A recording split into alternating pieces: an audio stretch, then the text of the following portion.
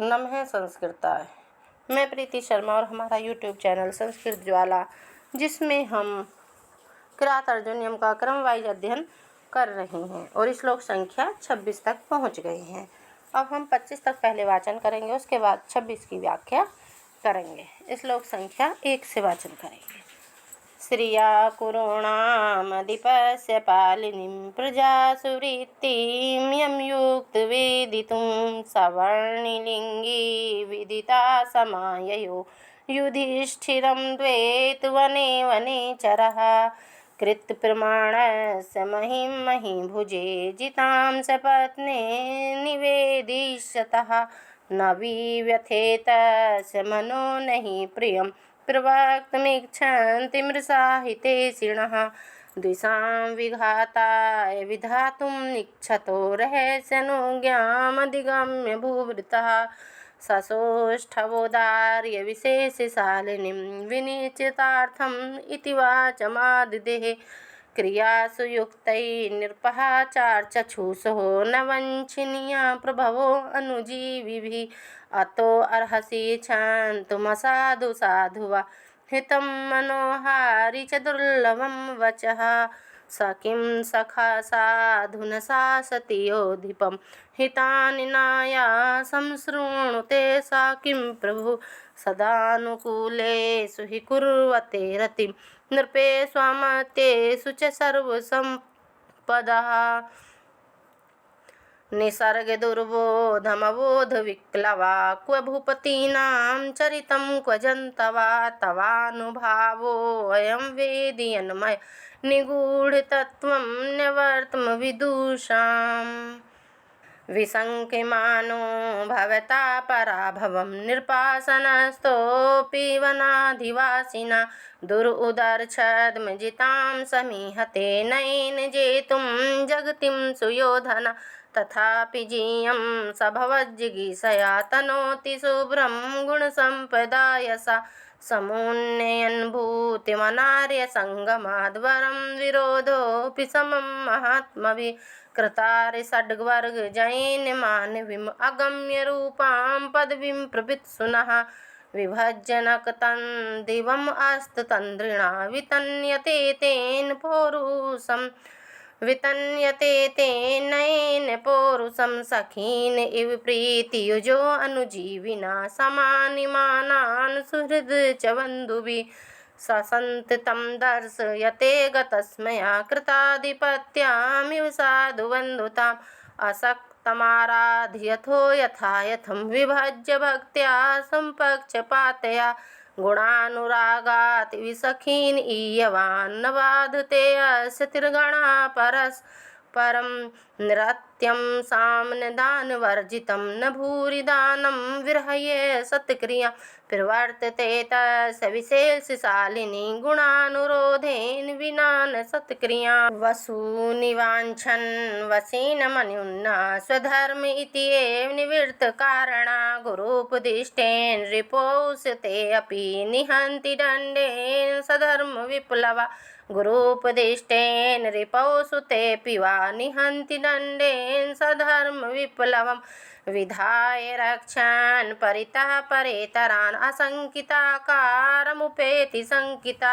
क्रियापवर्गेष्वनुजीवि सत्कृता कृतज्ञतामस्य वदन्ति सम्पदा अनारतं तेन पदेषु लम्बिता विभज्य सम्यग् विनियोगि सत्क्रिया फलन्ति उपाया परिवृत्तियायति रूपेत्य संघर्षमिवर्त सम्पदा अनेके राजान्यरथासु संकुलं तदीयमास्थान्निकेतनाजिरं नेति युग्मच्छद गन्धीर आर्द्रतां भृशं नृपोपायन्दन्ति नामधा सुखेन लभ्या ददता कृषिवलै आकृष्टपच्या इव सस्य सम्पदा वितन्वती क्षेममदेव मातृका चिराय तस्मिन् कुर्वा चकासति उदारकीर्ते उदयं दयावतः प्रशान्तवादं दिशतोभिरक्षया स्वयं प्रदुग्धे अस्य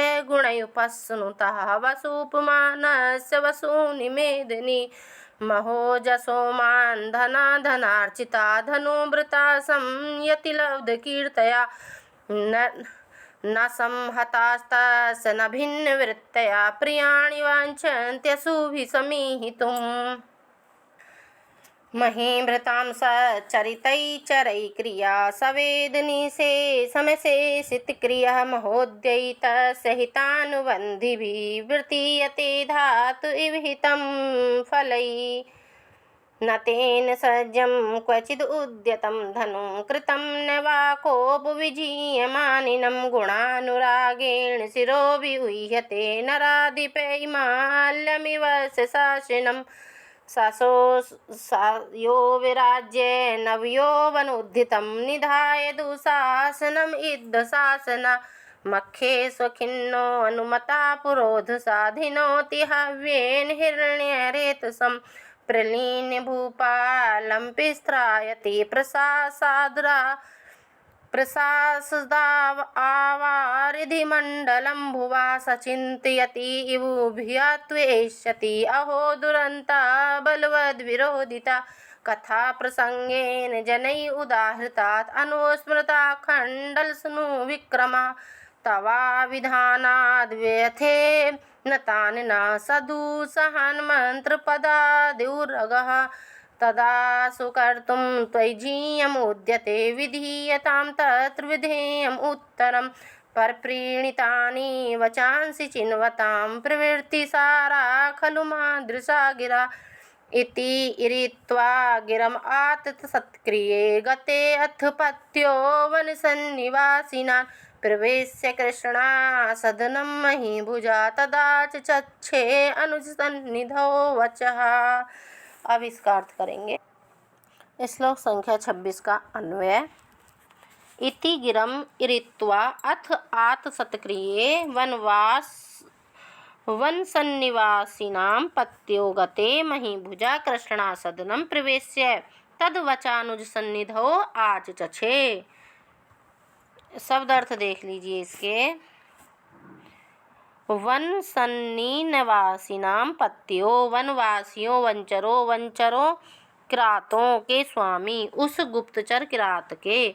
इति इस प्रकार की ग्रम वाणी वचन संदेश को इरित्वा कहकर आत सत्क्रिय सत्कार पुरस्कार पारितोषिक प्राप्त करके गते अपने घर चले जाने पर अथ उसके बाद तदंतर महीभुजा राजा युधिष्ठिर के लिए आया है। राजा युधिष्ठिर के द्वारा कृष्णासदनम द्रौपदी के भवन में प्रवेश करके अनुज सन्निधौ भीम आदि भाइयों के पास सम्मुख सामने, जो छोटे भाई थे अनुज थे छोटे थे, उनके सम्मुख सामने पहुंचकर तत्वचः वनेचर के द्वारा कहा गया वह वचन संदेश बातें आचचछे कहा गया। अथवा महीभुजा सदनम प्रवेश्यानुसन्निधौ तद्वचः कृष्ण आचचछे। राजा युधिष्ठिर के द्वारा भवन में प्रवेश करके भाइयों के समक्ष यह वचन द्रौपदी से कहा गया। अब इसका अनुवाद करते हैं। इति गिरम इस प्रकार की वाणी को इरित्वा कहकर अथ इसके बाद आतत सत्क्रिय है युधिष्ठिर से पारितोषिक आदि प्राप्त करके वन सन्निवासिनाम पत्योगते उस वनेचर के नायक के चले जाने पर महीभुजाम राजा युधिष्ठिर ने कृष्णासदनम द्रौपदी के आवास में जाकर प्रवेश किया। आवास में जाकर या आवास में उसके में प्रवेश किया। तद वचः उसकी वाणी को किसकी वाणी? वनेचर की वाणी को अनुज सन्निधौ अर्जुन नकुल भीम अर्जुन नकुल सहदेव इन जो छोटे भाइयों थे, इन चारों छोटे भाइयों के सामने आचचछे समक्ष कहा, सामने कहा। और भाव यह है इसका, इस प्रकार उस वनेचर ने हस्तिनापुर में जाने गए सारे समाचारों को युधिष्ठिर को सुना दिया। युधिष्ठिर ने पारितोषिक आदि देकर उसका सत्कार किया। उसके बाद वह वनेचर वहां से चला गया। अब युधिष्ठिर द्रौपदी के पास गए जहां उनके चारों छोटे भाई भी उपस्थित थे। उसका सारा वृत्तांत उनके सामने ही सुनाया। अब एक बार इस बुक से और इसका अनुवाद कर देते हैं। वन सन्निवासिनां पत्यो इति गिरम इरित्वा आत सत्क्रिये गते। वनवासियों के स्वामी उस गुप्तचर किरात के इस प्रकार के वचन को कहकर और पुरस्कार प्राप्त कर अपने घर चले जाने के अनंतर अथवा ने बाद में राजा युधिष्ठिर ने अथ महीभुजा कृष्णासदनम प्रविश्य अनुज सन्निधौ तत्वचा आचचक्षे। राजा युधिष्ठिर के द्वारा द्रौपदी के भवन में प्रवेश करके भीमादि भाइयों के सामने वह गुप्तचर प्रयोक्त वचन कहा गया, अथवा युधिष्ठिर के द्वारा भवन में प्रविष्ट होकर भाइयों के समक्ष वह वचन द्रौपदी से कहा गया जो वनेचर ने बताए थे। समास देखते हैं। वने सन्निवसन्ति इति वन सन्निवासिना तेषां वन सन्निवासिनान् उपपद समास। आततः सत्क्रिया येन सह आतत सत्क्रियः तस्मिन् आत सत्क्रिये बहुव्रीहि समास। मही भुनक्ते इति महीभुक् तेन महीभुजा उपपद समास। कृष्णाया सदनम इति कृष्णा सदनम तत्पुरुष समास। अनुपश्चात् जायते ये ते अनुजः उपपद समास। अनुजानां सन्निधिः अनुज सन्निधिः तस्मिन् अनुज सन्निधौ तत्पुरुष समास। और कुछ शब्दों की व्याख्या है। इरित्वा इर से णिच प्रत्यय और कत्वा प्रत्यय। आच चछे है आंग उपसर्ग ख्या धातु चछ अर्थ में लिट लकार अन्य पुरुष एक वचन। पत्यो गते में यस्या च भावेन भाव लक्षण से सप्तमी हुई है। अब अगला श्लोक, अब इससे जो अगला श्लोक है उसे पढ़ेंगे।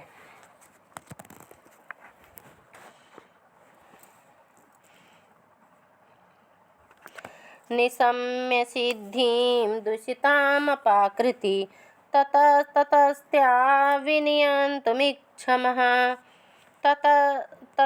ततस्त्या विनियन्तुमाच्छमः निरपस्य मन्यु व्यवसायी द्वीपिने उदाजिहारे द्रुपद जात्मजा गिरः। ततः द्रुपद आत्मजा द्विषतां सिद्धि निशम्य ततस्तया अपाकृति विनियन्तुम् अच्छमः सति नृपस्य मन्यु व्यवसाय द्वीपिनी गिरः उदाजहार। अब इसके शब्दार्थ, ये तो इसका अन्वय हो गया। अब शब्दार्थ देखते हैं।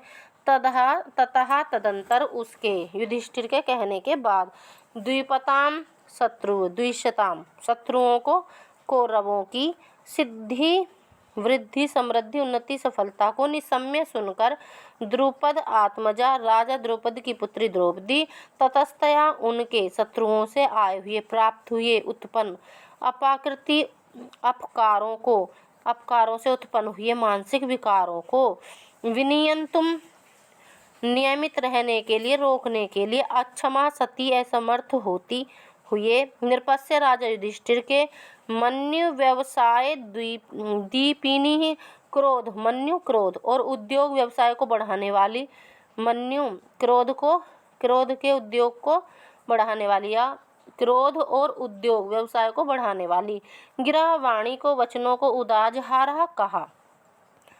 अब इसका अर्थ निकालते हैं। ततः द्विशतां सिद्धिं निशम्य ततस्तया अपाकृति वियंतुम अच्छमः। इसके बाद दुर्योधन आदि शत्रुओं की सफलता के समाचार को सुनकर उसके प्राप्त हुए अपकारकों को अर्थात दुखों को रोकने में असमर्थ होती हुई अपाकृति विनियंतुम अच्छमः सती नृपस्य मन्यु व्यवसाय द्वीपिनी गिरह उदाजहार। द्रौपद की पुत्री द्रौपदी ने राजा युधिष्ठिर के क्रोध और उद्योग को दीप्त करने वाली वाणियों को कहा। इसका भावार्थ ये है कि शत्रुओं की सफलता के समाचारों ने द्रौपदी के क्रोध की अग्नि को भड़का दिया। उनके पाए गए अपकारों को और दुखों को याद करके वह अपने को रोक नहीं सकी। शांत स्वभाव के युधिष्ठिर के क्रोध को भड़काने के लिए और उनको उद्योगशील बनाने के लिए वह इस प्रकार कहने लगी। अब इसकी एक बार इसके अनुसार अर्थ निकाल लेते हैं। अनुवाद: ततः द्रुपद आत्मजा द्विषताम सिद्धि निशम्य ततस्तया पाकृति विनियंतुम। इसके बाद युधिष्ठिर के कथन के उपरांत शत्रुओं की समृद्धि को सुनकर उनके शत्रुओं से प्राप्त हुए अपमानों से उत्पन्न मानसिक विकारों को नियंत्रित करने में असमर्थ होती हुई अक्षमा सती निरपस्य मन्यु व्यवसाय दीपिनी गिरा उदाज हारहा। वो जो असमर्थ होती हुई द्रौपदी ने राजा युधिष्ठिर के क्रोध और उत्साह को बढ़ाने वाली वाणी वचन को कहा। अब इसमें समास देखते हैं। आत्मनः जायते या सा आत्मजा उपपद समास। आत्मनः जायते या सा आत्मजा उपपद समास। द्रुपदस्य आत्मजा द्रुपद आत्मजा तत्पुरुष समास। नैक्षमा इति अक्षमा ने समास। मन्युन्यस्य अव्यवसायस्य मन्यु व्यवसायो द्वंद्व समास।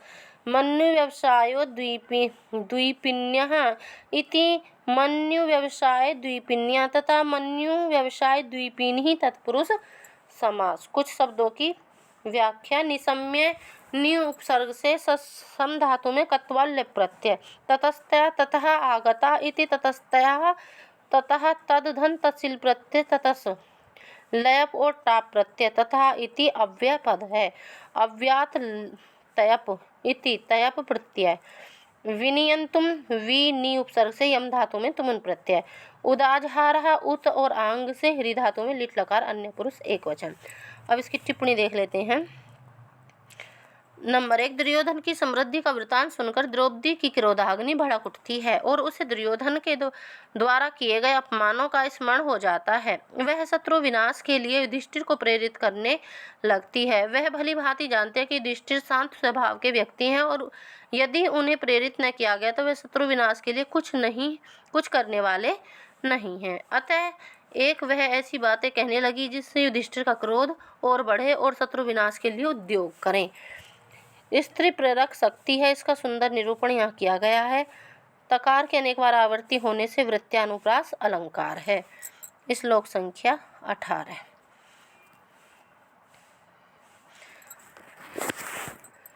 भवादृशेषु प्रमदा जनोदितं भवति यदि क्षेप इव अनुशासनं तथापि वक्तुं व्यवसायन्ति मां निरस्तनारी समया दुराधयः। अन्वय: भवादृशे प्रमदा जनोदितम् अनुशासनम् अधिक्षेप इव भवति तथापि निरस्तनारी सम्यः दुराध्या मां वक्तुं व्यवसायन्ति। भवादृशेषु आप जैसों के प्रति, ये शब्दार्थ है।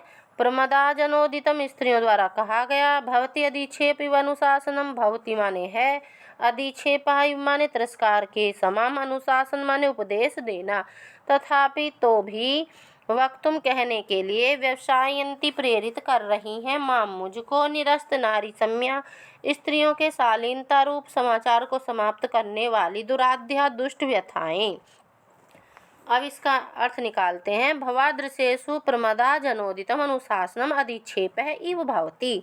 आप जैसे व्यक्तियों को मुझ जैसी स्त्रियों द्वारा उपदेश तिरस्कार के समान ही हैं। तथापि तो भी निरस्त नारी सम्या दुराध्या माम वक्तुम व्यवसायन्ति, तो भी स्त्रियों की शालीनता रूप समाचार को समाप्त करने वाली दुष्ट व्यथाएं मुझको बोलने के लिए प्रेरित कर रही हैं। अब इसका जो भाव है वो यह है कि यद्यपि आप जैसे महान व्यक्तियों को मुझ जैसी तुच्छ स्त्री का उपदेश उचित नहीं है, तथापि मेरे मन में जो इतनी अधिक पीड़ा है वह मुझे इस प्रकार बोलने के लिए बाध्य कर रही है। अब इसकी टिप्पणी देख लेते हैं। इसके समास देखते हैं। व्याख्या है, अच्छा व्याख्या है, इसके अनुवाद है इस बुक के अनुसार। हे युधिष्ठिर, ये आप जैसे बुद्धिमान विद्वानों के प्रति स्त्रियों के द्वारा कहा गया उपदेश तिरस्कार के समान होता, तथापि नारी जनोचित आचार मर्यादा शालीनता को समाप्त कर देने वाली मेरी तीव्र मनोव्यथाएं मुझ द्रौपदी को कहने के लिए प्रेरित विवश कर रही हैं। समास है इसमें। भवान इव दृश्यते ये ते भवादृशः, तेस भवादृशः उपपद समास। प्रमदा चासौ जनश्च प्रमदा जनः कर्मधारय समास। प्रमदा जनेन उदितं प्रमदा जनोदितं तत्पुरुष नारीणां संज्ञा इति नारी संज्ञा तत्पुरुष समास। निरस्त नारी संज्ञा यै ते निरस्त नारी संज्ञा बहुव्रीहि। दुष्टा आध्या इति दुराध्या प्रादि समास। व्याख्या है अनुधन सास धन ल्युट अनुशासन अधिक्षेप है अधि धन छिप धन घै व्यवसायंती वी और अब उपसर्ग से सो धातु में नीच लट अन्य पुरुष बहुवचन। टिप्पणी नंबर 1। द्रौपदी यह जानती है कि युधिष्ठिर जैसे विद्वान को यदि वह उपदेश करती है तो उससे युधिष्ठिर का अपमान ही होगा, किंतु वह उपदेश किए बिना नहीं रह सकती। कौरवों के द्वारा अत्यधिक अपमानित होने के कारण वह मर्म आहत हो गई है और अति तीव्र मनोव्यथाएं से पीड़ित है। यही कारण है कि नारी जन सुलभ शालीनता और लज्जा का परित्याग कर वह युधिष्ठिर को फटकार रही है। अत्यधिक अपमानित और दुखित होने पर व्यक्ति अपना विवेक खो देता है। अब दूसरा, उपमा और काव्यलिंग अलंकारों की इसमें सृष्टि है। इसमें उपमा भी है और काव्यलिंग अलंकार भी है। अब जो इसमें दिया है, निरस्त नारी सम्या दुराध्या दुष्ट मनोव्यथाएं नारियों की शालीनता को समाप्त कर देती है।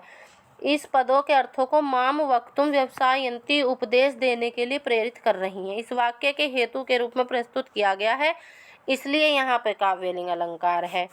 अब दूसरा देखिए, अथवा समर्थनीयस्य अर्थस्य काव्यलिंग समर्थन इव लक्षण के अनुसार द्रौपदी के अत्यधिक मनोव्यथाओं से युक्त होने के द्वारा उसके द्वारा उपदेश देने का समर्थन किए जाने से काव्यलिंग अलंकार है। दोनों तरह से बता दिया।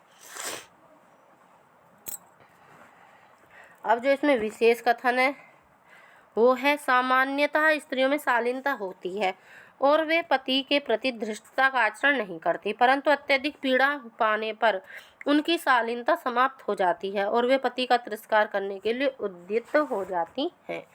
अब श्लोक संख्या 29 श्लोक संख्या हम बता रहे हैं कि दुर्योधन की सफलता के समाचारों को सुनकर भड़की हुई द्रौपदी युधिष्ठिर के क्रोध को दीप्त करने के लिए उसे उल्हाना देती हुई कहती है कि इस प्रकार मैं तुमको उपदेश इसलिए दे रही हूँ क्योंकि मुझ पर पड़ी हुई विपत्तियों ने मेरी शालीनता को समाप्त कर दिया है। वह कहती है कि इस पृथ्वी के स्वामी तुम्हारे ही पूर्वज थे जिसको तुमने अपने ही दोष से गवा दिया। अखंडम अखंडल तुल्यधाम भी चिरम धृता भूपति भी स्वंसजयी त्वया आत्महस्तेन महीमदच्युता मतंग जनेन स्रग इव अपवर्जितः। अब इसका अन्वय है, अखंडल तुल्यधामी भी स्वंसजयी भूपति भी चिरम अखंडम धृतः मही त्वया मदच्युतः मतंगजेन स्रग इव आत्महस्तेन अपवर्जितः।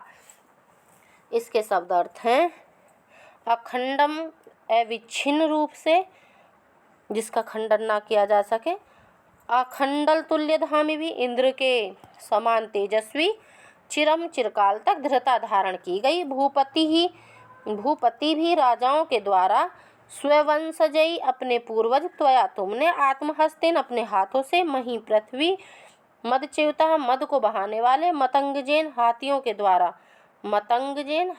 द्वारा, स्रग इव माला के समान, अपवर्जिता छोड़ दी। अब इसका अर्थ निकालते हैं।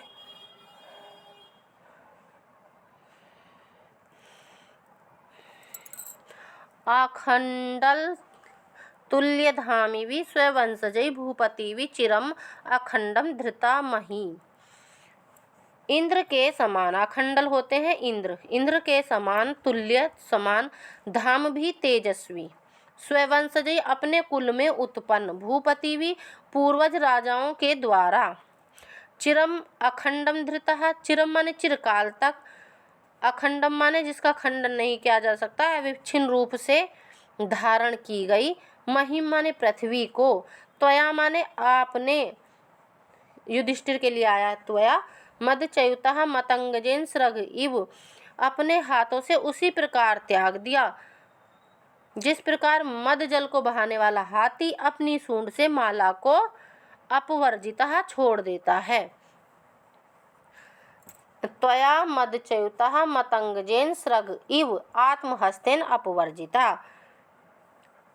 युधिष्ठिर को कह रही हैं कि पृथ्वी को आपने अपने हाथों से उसी प्रकार त्याग दिया जिस प्रकार मद जल को बहाने वाला हाथी अपनी सूंड से माला को छोड़ देता है। भाव इसका यह है यहाँ पे कि इस पृथ्वी के स्वामी आपके पूर्वज ही थे, चिरकाल तक अविच्छिन्न रूप से वे इसका शासन करते रहे, इसलिए धर्म के अनुसार आप ही इस राज्य के स्वामी थे। परंतु आपके राज्य के छीन हो जाने के कारण शत्रुओं का बलशाली होना नहीं था। आपने अपनी ही भीरुता और आलस्य से इस राज्य का परित्याग कर दिया। यदि आप उद्योगशील और वीर होते तो आपकी यह दशा कभी नहीं होती। इसमें भी उपमा अलंकार है, माला से करा गया है इसका उपमा। अब इसमें थोड़ा समास देखते हैं। आखंडलेन इंद्रेण तुल्यम धाम येषां ते, आखंडल तुल्य धामान्तै आखंडल तुल्य धामी भी बहुव्रीहि। स्वत्यवंशः स्ववंश तत्पुरुषमा, स्ववंशे जायन्ते ये ते स्ववंशजा तै स्ववंशजै।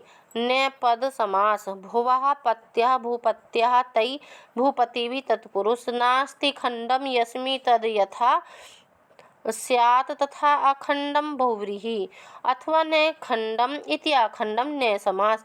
मदम चयोतति इति मदच्युता येन मदच्युतः उपपद समास। मतंगात् जायतेति मतंगजः तेन मतंगजेन उपपद समास। आत्मना हस्त इति आत्महस्ता तेन आत्महस्तेन तत्पुरुष समास। व्याख्या है इसमें, अखंडम धृता का क्रिया विशेषण है।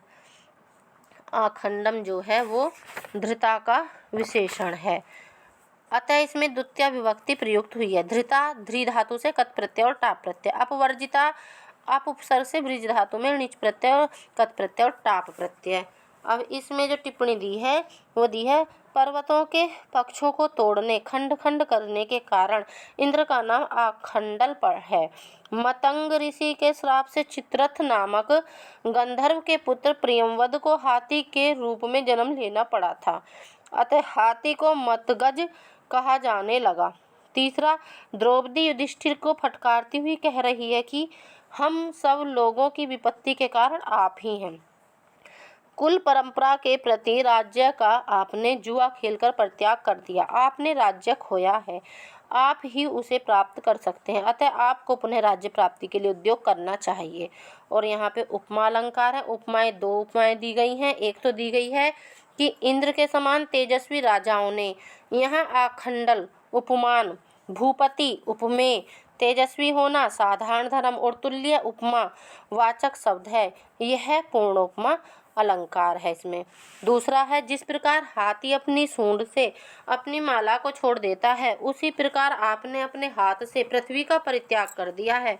इस वाक्य में मतंगज उपमान है, युधिष्ठिर उपमेय है, सूंड उपमान है, हाथ उपमेय है, माला उपमान है, पृथ्वी उपमेय है, छोड़ देना साधारण धर्म है। इव उपमावाचक शब्द। इस प्रकार उपमा के चारों अंगों के होने से यहाँ भी पूर्ण उपमा अलंकार है।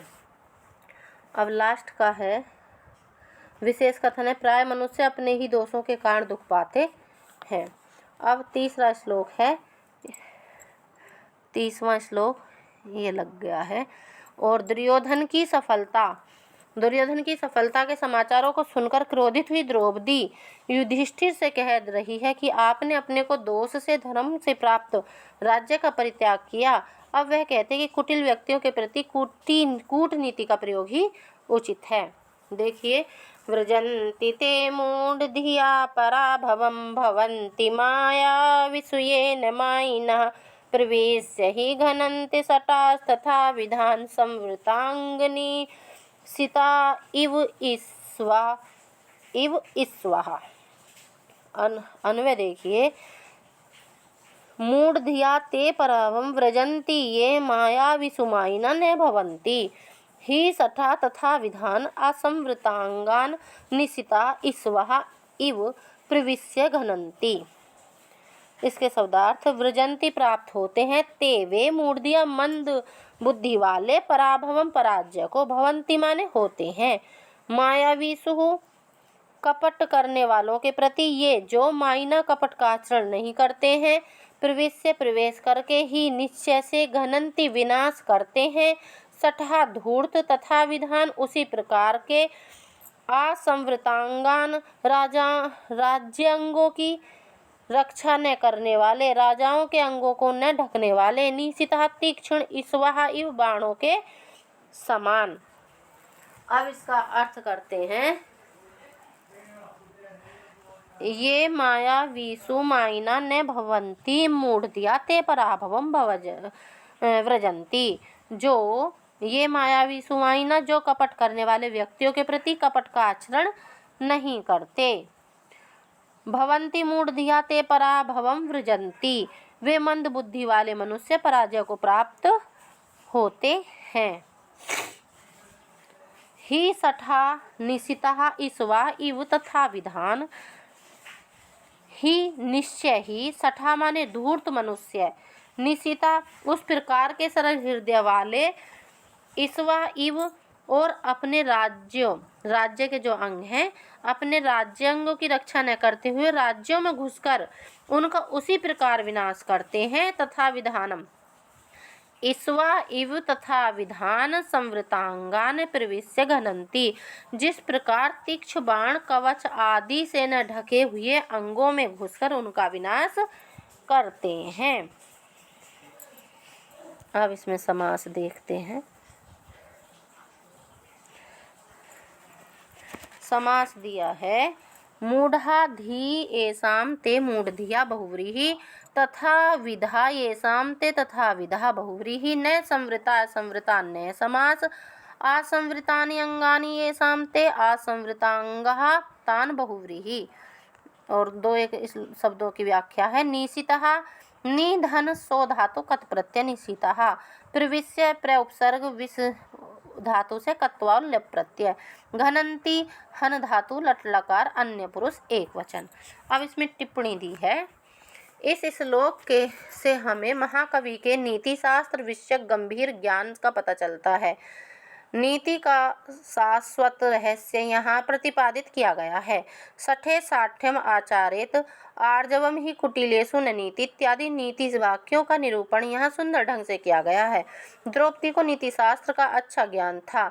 उपमा अलंकार तथा हेतु पूर्वक समर्थन होने से काव्यलिंग अलंकार है। दोनों के तिल तंडुलवत स्थित होने से संसृष्टि अलंकार भी है। अब देखिए उपमा और काव्यलिंग कैसे कैसे बताए हैं कि धूर्त मनुष्य तीक्ष्ण बाणों के समान आरक्षित अंग वालों में प्रवेश करके उनका विनाश कर देते हैं। इस वाक्य में धूर्त मनुष्य और राजा में आरक्षित अंग उपमेय है, ईशु और शरीर के रक्षित अंग उपमान है। प्रवेश करके विनाश करना साधारण धर्म, इव जो है उपमावाचक शब्द। इस प्रकार उपमा के चारों अंग होने से पूर्ण उपमा अलंकार है। द्रौपदी कहती है कि जो मनुष्य कपट का आचरण करने वाले के प्रति कपट का आचरण नहीं करते वे पराजित होते हैं। इसका समर्थन करने के लिए वह कहती है कि धूर्त मनुष्य सरल हृदय वालों का विनाश कर देते हैं। इस प्रकार पदों के अर्थ से समर्थनीय वस्तु का समर्थन होने के कारण यह काव्यलिंग अलंकार है। और विशेष कथन जो है वह है, राजाओं के लिए सरल प्रकृति का होना उचित नहीं है। कूटनीति का आश्रय लेकर ही राजा अपनी और राज्य की रक्षा कर सकते हैं। कम से कम जो कपटी व्यक्ति हैं उनकी कूटनीति का प्रतिकार तो कूटनीति से ही किया जा सकता है। जो राजा सरल हृदय होते हैं और अपने राज्य के अंगों की उचित प्रकार से रक्षा नहीं कर सकते वे निश्चित ही धूर्तों द्वारा विनाश को प्राप्त होते हैं। आज के लिए इतना ही। धन्यवाद। नमः संस्कृताय।